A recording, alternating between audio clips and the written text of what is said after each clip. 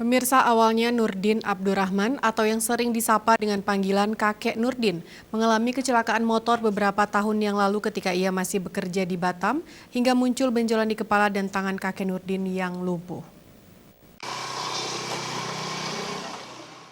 Kini kakek Nurdin bersama istrinya Farida yang juga menderita diabetes memutuskan pulang dan berobat di Aceh. Mereka tinggal di salah satu rumah anaknya, tepatnya di desa Semali, Kecamatan Ranto Perla, Kabupaten Aceh Timur.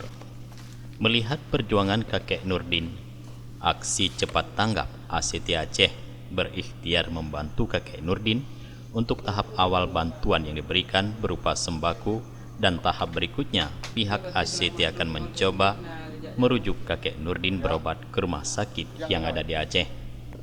Kendala lain adalah sampai dengan saat ini kakek Nurdin belum mengurus surat pindah dari Batam ke Aceh, dan kakek Nurdin juga belum mempunyai kartu BPJS. Informasi dari Batam tanggal 10 bulan 3 pulang ke Aceh. pulang ke Aceh. Dulu tinggal di mana, Bu? Di Batam.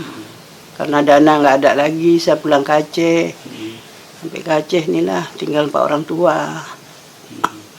Ya gimana lah caranya sekarang biar pemudah berobat, apa buat BPJS.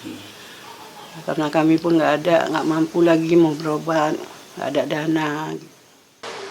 untuk saat ini kendala yang beliau di lapangan yaitu tentang BPJS dan surat menyurat yang belum dipindahkan dari Batam ke Aceh.